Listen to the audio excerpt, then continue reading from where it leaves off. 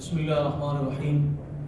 الحمد لله رب العالمين والصلاة والسلام على سيد المرسلين وعلى آله وأصحابه أجمعين ومن تبعهم بإحسان ودعا بدعوتهم إلى يوم الدين وسلم تسليما كثيرا كثيرا. أما بعد.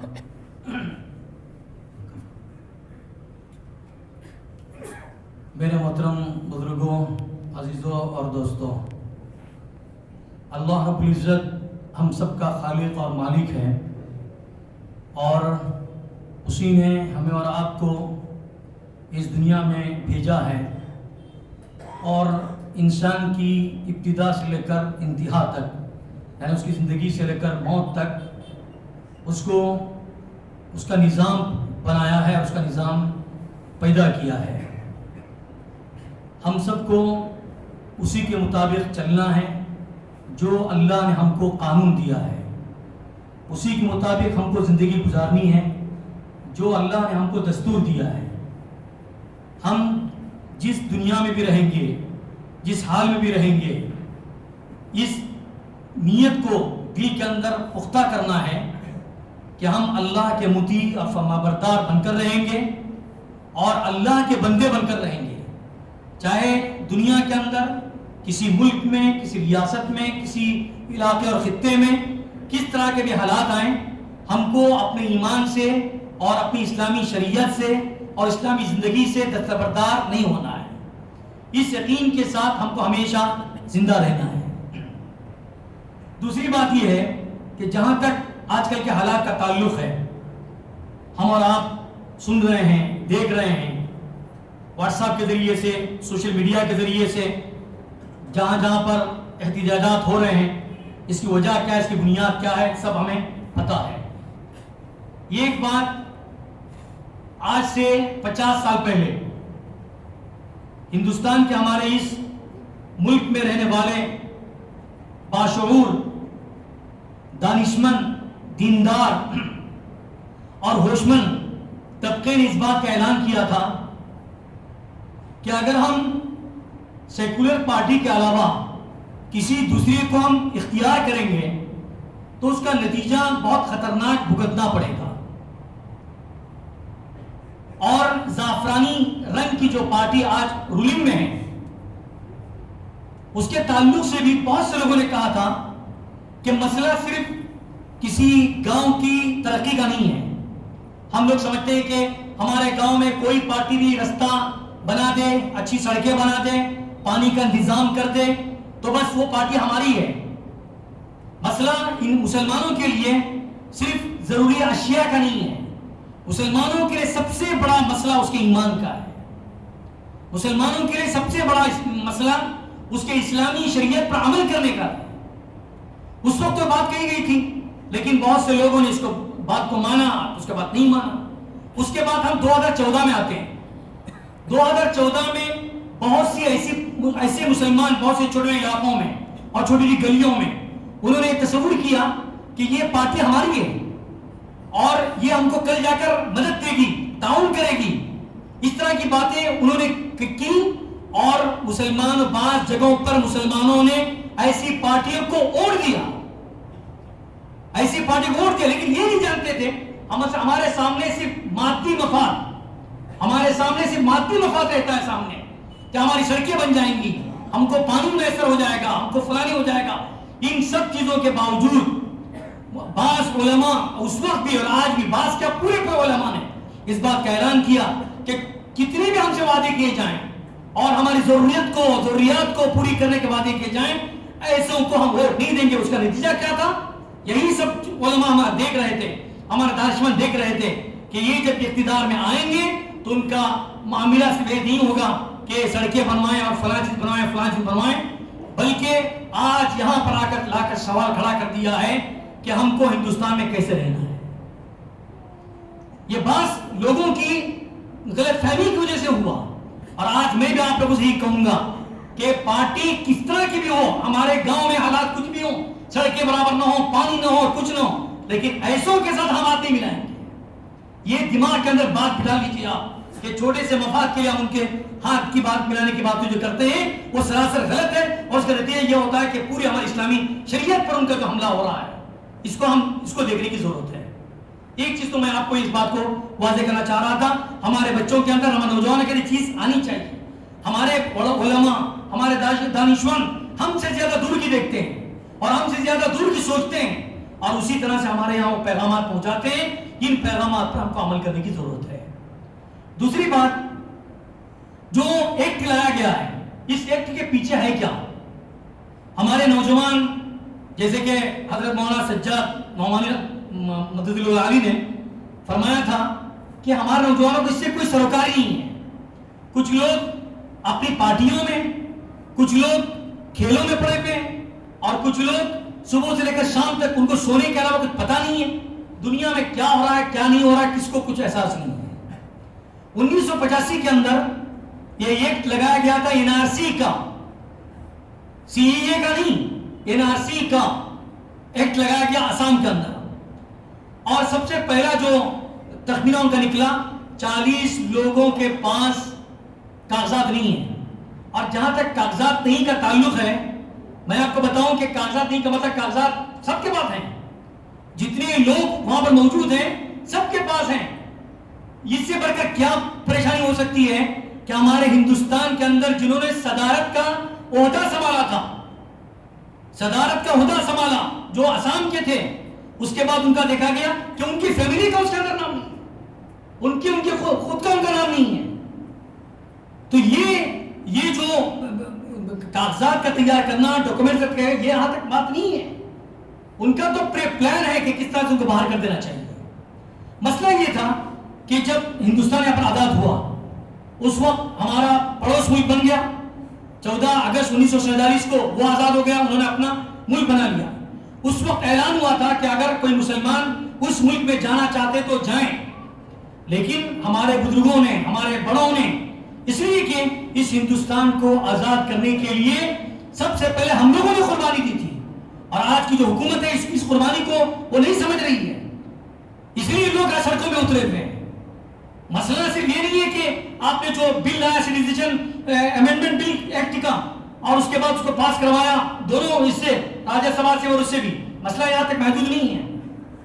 مسئلہ یہ ہے کہ ہم نے جو محنتیں کی تھی اس ہندوستان کو آزاد کرنے کے لیے, انگریزوں کو بھگانے کے لیے, اور جو ہم کو غلام بنائے رکھے تھے ان سے چھٹکارا حاصل کرنے کے لیے کتنے علماء نے جانیں دی, کتنے مسلمانوں نے قربانیاں دی.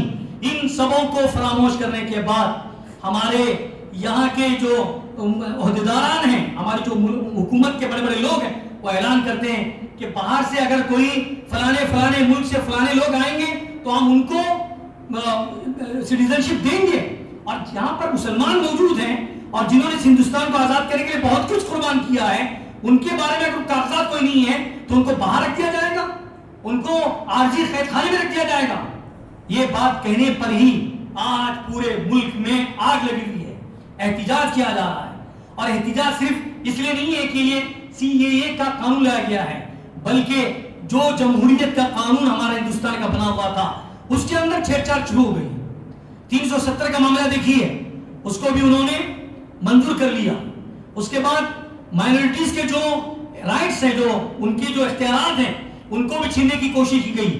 3 طلاق کا معاملہ سامنے لایا گیا, حالانکہ اس کے اندر مداخلت کی کوئی ان کی گنجائش نہیں تھی. اس کے باوجود بھی جبرن اس حکومت نے اتنے احتجاج ہونے کے باوجود, خواتین کے باہر نکلنے کے باوجود بھی اس ایکٹ کو انہوں نے پاس کروایا. اور آج NRC کے تعلق سے, CAA کے تعلق سے لوگ باہر نکلے ہوئے ہیں, اور کتنی اموات ہو چکی ہیں, اور نہ جانے پہ کیا حالات آنے والے ہیں. ان سب کے تعلق سے ہم کو اسلام اور شریعت کیا کہتی ہے اس کی طرف میں آپ کو لانا چاہ رہا ہوں. تو دوسری بات یہ کہ ہم کو اس کو سمجھنا چاہیے کہ یہ جو رولنگ پارٹی ہے یہ کبھی مسلمانوں کے حق میں نہیں ہوگی, بلکہ ہر اس کام کو اختیار کرنے کی کوشش کرے گی جو ہمارے خلاف ہے. اس لیے ہمارے ذہنوں کو اس کے بارے میں صاف کرنے کی ضرورت ہے. ہمیں چھوٹی مادی چیزوں کو سامنے رکھ کر ان کی حمایت پہ جانے کی ہم کو بالکل ضرورت نہیں. یہ بات مسلمانوں کو سمجھنے کی ضرورت ہے. دوسری بات, ہم کو اس کے قانون کے تعلق سے پوری بات سمجھنے کی ضرورت ہے. یہ قانون لاگو ہونے کے بعد ہمارے ساتھ کیا ہونے والا ہے, کب ہوگا, کیا ہوگا, یہ تو آپ وقت نہیں بتا سکتا.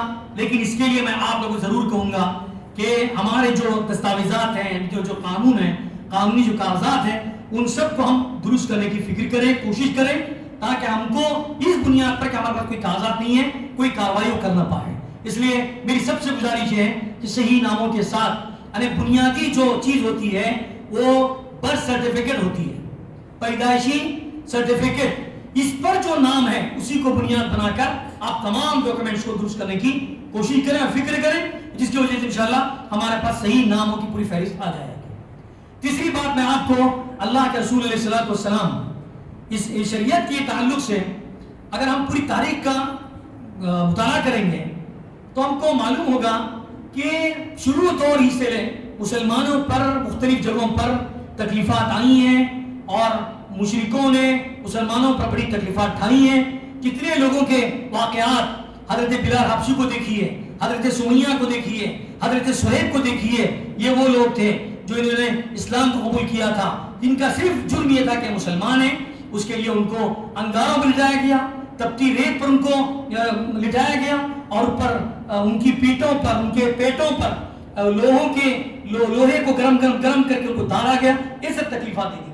उसके बाद देखिए फिर हुज़ूर अकरम सल्लल्लाहु अलैहि वसल्लम, हम सब के पूरी इंसानियत के नबी, अव्वलीन के आखिरीन के, दुनिया के आखिर आने वाले इंसान के नबी हैं, उनके साथ क्या मामला किया गया।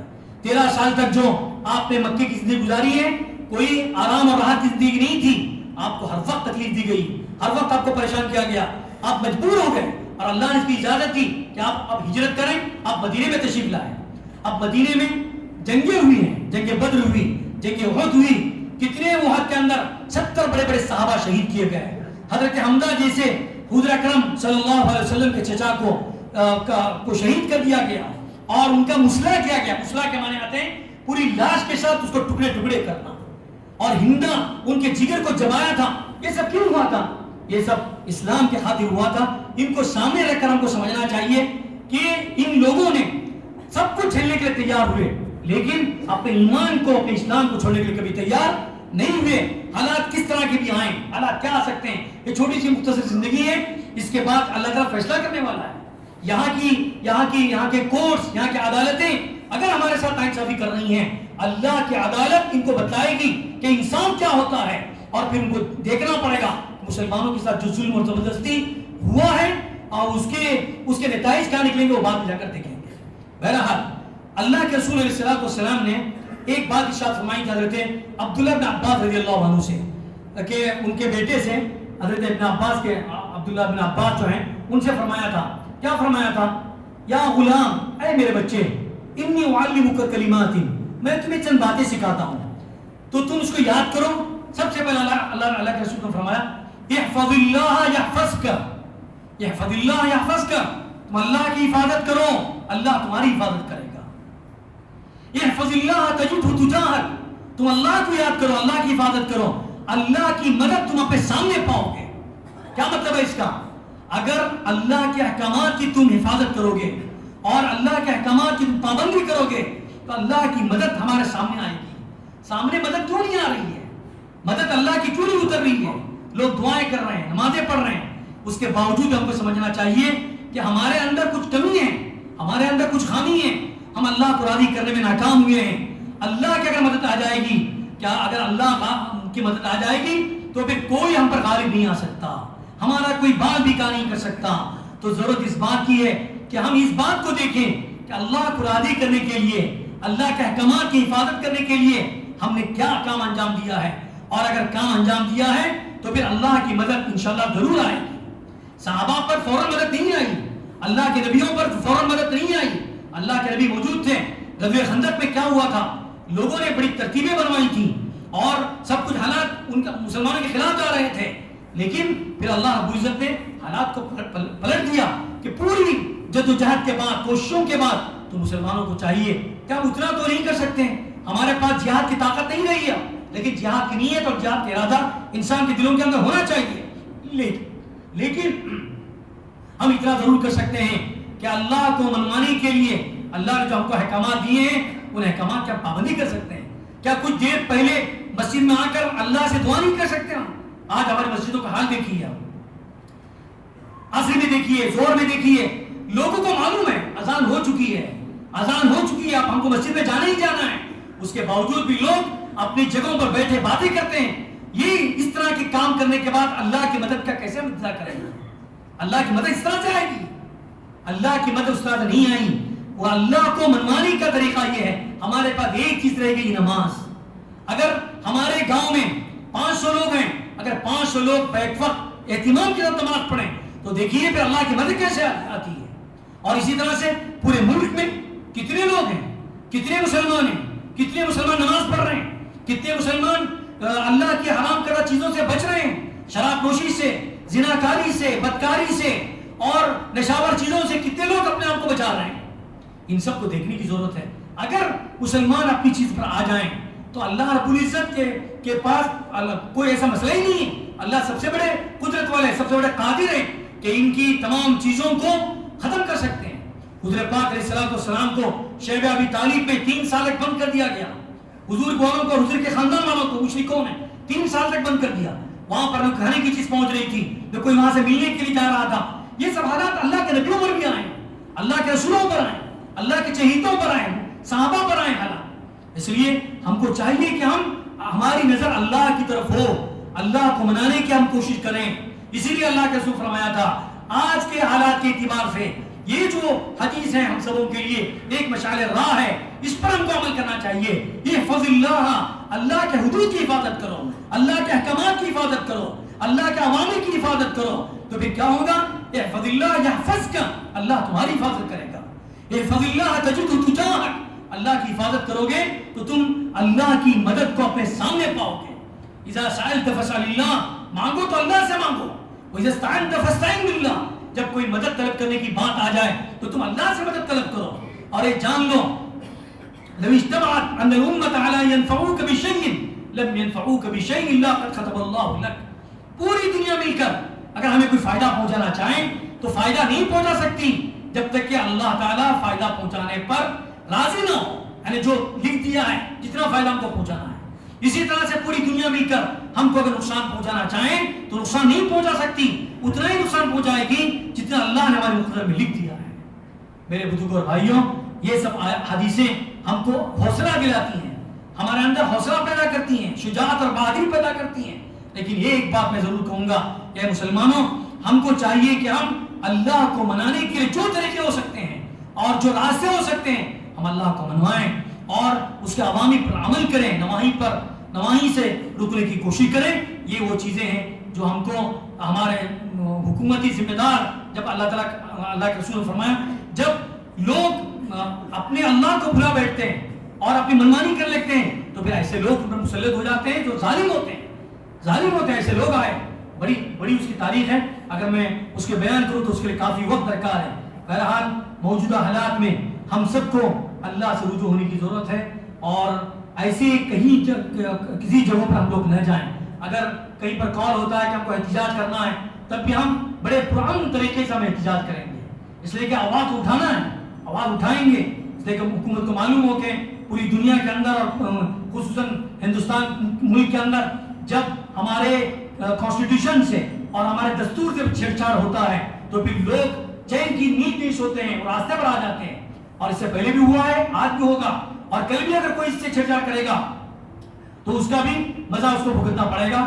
بہرحال ہم سب ہندوستانی ہیں اور ہم کو اللہ کے رسول صلی اللہ علیہ وسلم نے اچھی جو چیزیں ہیں، پیار کا پیغام، محبت کے رہنے کا پیغام دیا ہے. ہم کسی کے لیے نقصان دہ نہیں ہیں. ہم اپنی نافعیت کو، اپنے فائدے کو لوگوں کو ہم سمجھانے کی ضرورت ہے کہ مسلمان اس ملک کے لیے کتنا فائدہ مند ہے اور اس سے کتنا فائدہ ہوا ہے، ان کو سمجھانے کی ضرورت ہے. اور اس کے ساتھ ساتھ ہم سے جتنا ہو سکتا ہے کہ ہم دعائیں کرتے رہیں، خصوصاً حسبنا اللہ و نعم الوکیل. یہ دعائیں بھی بار بار اپنی زبان پر ہوں.